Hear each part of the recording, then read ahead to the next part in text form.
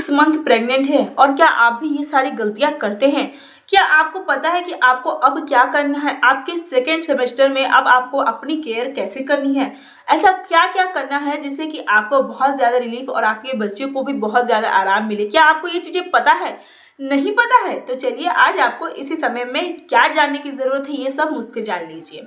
Doctor तो आप जानते ही हैं। चलिए आज अगर आपने YouTube पे सर्च किया है तो अगर आप मेरी वीडियो देख रहे हैं तो बिल्कुल सही जगह आप started. Hello guys, how are you? Welcome to my channel Laisa lifestyle. I hope आप सब अच्छे हैं एंड आई विश कि आप सब अच्छे रहो।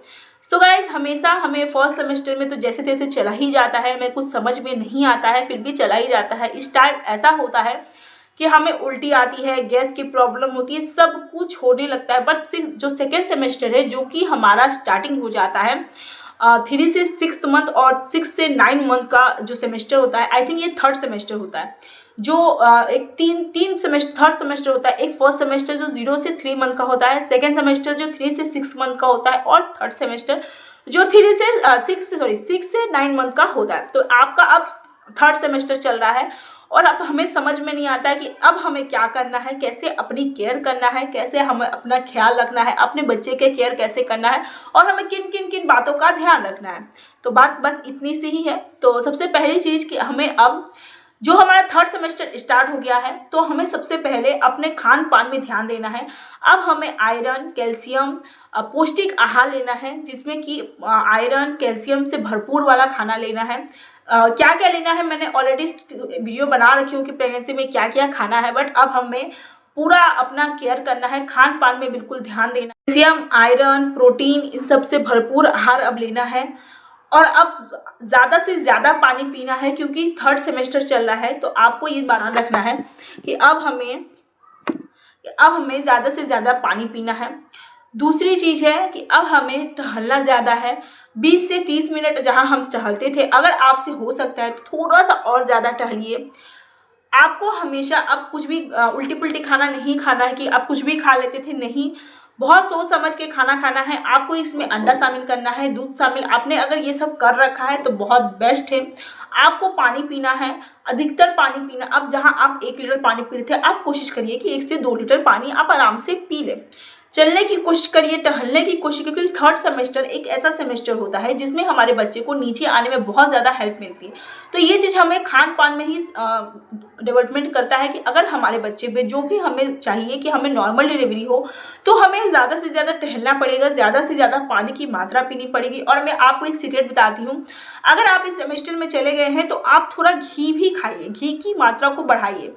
जहाँ आप आधा चम्मच घी लेते थे वहाँ आप 1 चम्मच घी लीजिए। पता है इससे नॉर्मल डिलीवरी में बहुत ज़्यादा हेल्प मिलता था, बहुत ज़्यादा हेल्प मिलता है इनफैक्ट। तो आप ऐसा कर सकते हैं कि अपने घी की क्वांटिटी को बढ़ाइए, या फिर अगर आप नहीं ले रहे हैं तो उस टाइम आप घी लेना अब स्टार्ट कर दीजिए। क्यों? क्योंकि आपके जो बॉडी में अब आपके बॉडी में घी की मात्रा, आपके बॉडी में जो प्रोटीन है, आयरन है, कैल्शियम है, इन सब से भरपूर आपको आहार लेना है। खाने की क्वांटिटी को भले आप कम कर दीजिए बट आहार आप भरपूर लीजिए जिससे कि आपके बच्चे को बहुत ज़्यादा बेनिफिट हो और आपका बच्चा बहुत ज़्यादा हेल्थी और अच्छा हो। तो ये सब आपको करना है। पानी ज़्यादा पीना है, वॉक करना है और चिंता तो बिल्कुल भी, जैसे कि स्ट्रेस तो बिल्कुल भी नहीं लेना है। बिकॉज कि अगर आप स्ट्रेस लेंगे तो इससे आपकी बीपी, शुगर ये सब हाई हो जाएगा। तो आप स्ट्रेस बिल्कुल भी मत लीजिए। आप एक काम कर सकते हैं, आप डॉक्टर से इस बारे में समय समय पे जांच कर सकते हैं। क्या होता है इस टाइम पे, क्या होता है ना, जब थर्ड सेमेस्टर होता है तो हमारे मन में बहुत ज़्यादा बेचैनी होने लगता है। बिकॉज कि अब थर्ड सेमेस्टर आ गया है तो और 1 से 2-3 महीने बाकी हैं हमारी डिलीवरी को। तो ये टेंशन आने लगता है कि अब कैसे होगा, नॉर्मल होगा, सी सेक्शन होगा, नॉर्मल होगा तो कैसा होगा, दर्द, सी सेक्शन होगा तो फिर कट का निशान कैसा होगा, या फिर सब सी सेक्शन होने के बाद जब मुझे होश आएगा तब मेरी हालत क्या होगी। सबसे ज़्यादा बहुत ज़्यादा डर लगता है। बट वो हमेशा फर्स्ट प्रेगनेंसी में होता है, क्योंकि सेकेंड प्रेगनेंसी में तो हमने सब कुछ देखा ही होता है तो हमें उतना टेंशन नहीं होता है। फर्स्ट प्रेगनेंसी में मेरे साथ भी ऐसा ही हुआ था। मेरी फर्स्ट प्रेगनेंसी में इतनी ज़्यादा, जो कह सकते हैं ना, इतनी ज़्यादा गड़बड़ हो गई थी कि मुझे इतनी ज़्यादा टेंशन हो गई थी। दैट्स वाई मेरी बीपी काफ़ी ज़्यादा हाई होने की वजह से डॉक्टर ने मुझे सी सेक्शन का ही पूरा रेडी कर दिया था कि आपकी सी सेक्शन में ही होगा। वो तो टचवुड नॉर्मल हो गया बट मुझे बिल्कुल सी सेक्शन के लिए ही रेडी किया क्योंकि मेरी बीपी काफ़ी ज़्यादा उस टाइम हाई हो गई थी। फिर भी डॉक्टर ने मुझे इतना ज़्यादा इंजेक्शन दिया कह सकते हैं मुझे कम से कम 5 डेज तक मुझे इंजेक्शन दिया गया, क्योंकि उनका कहना था कि आपके बीपी हाई होने की वजह से डिलीवरी के टाइम आपको मिर्गी का दौरा आ सकता है, आप चॉकिंग कर सकते हो, आप चिल्ला सकते हो, तो या तो आपका नॉर्मल हो चाहे सी सेक्शन हो, इससे आपको बहुत ज़्यादा खराबी कर सकता है। तो आप एक काम कर सकते हैं, आपको बीपी के पूरा मुझे बहुत ज़्यादा इंजेक्शन, यहाँ पर भी इंजेक्शन लगाया गया है, जो सिलेन की जगह होता है यहाँ पे इंजेक्शन जो लगाया था सिलेन के लिए, यहाँ पे खोल कर मुझे इंजेक्शन पे इंजेक्शन भोगा गया था, बहुत ज़्यादा मुझे तकलीफ हुआ था। तो इसीलिए आप समय समय पे अपने बीपी, शुगर इन सब का जांच कराइए, क्योंकि इससे बहुत ज़्यादा थर्ड सेमेस्टर में बहुत इंपॉर्टेंट होता है। और जो मैंने कहा, आप बिल्कुल टेंशन मत लीजिए, जो होगा अच्छा ही होगा, कुछ खराब नहीं होगा। बट आपकी टेंशन लेने की वजह से आपके और आपके बच्चे दोनों को स्ट्रेस हो सकता है, बीपी हाई हो सकती है, शुगर आपका है तो शुगर हाई हो सकता है, लो हो सकता है, कुछ भी हो सकता है। तो इसमें टेंशन लेने वाली कोई बात नहीं है, जो होगा वो तो होगा ही। सबसे पहले पता है मन में क्या आता है कि अगर आप प्रेग्नेंट हो या फिर आपको कोई बीमारी है, समझ लीजिए कि मैं बीमारी को ही रिलेटेड करती हूँ कि आपको अगर कोई बीमारी है तो वो होगा ही होगा। अगर मान लीजिए प्रेग्नेंट हो तो आपका बेबी बाहर आएगा ही आएगा, चाहे वो नॉर्मल से आए चाहे सी सेक्शन से आए, आप उसमें कुछ नहीं कर सकते, कुछ भी नहीं। वो ऐसा है कि उसे 9 मंथ में आना ही आना है, चाहे जैसे भी हुआ है, आपको मार गया है चाहे जैसे भी है, उसे आना ही है। तो फिर टेंशन लेके तो कुछ ऐसा नहीं हो जाएगा कि उसे हम टेंशन ले लेंगे या फिर कुछ तो वो नहीं आएगा या हमें तकलीफ नहीं होगा, वो तो होगा ही होगा। बस अपने आप को इतना प्रिपेयर कर लीजिए कि हमें बस वो जो हो अच्छा ही हो, सब कुछ ठीक होगा, टेंशन लेने वाली बात नहीं है। तो अगर आप टेंशन लेते हैं तो वो आपके लिए बहुत ज़्यादा कॉम्प्लिकेटेड बढ़ जाता है, बहुत ज़्यादा, भले वो कम तो होगा नहीं बट बढ़ ज़रूर जाएगा। तो आपको इन सब छोटी छोटी बातों का ध्यान रखना है, बैग रेडी करके रख लेना है।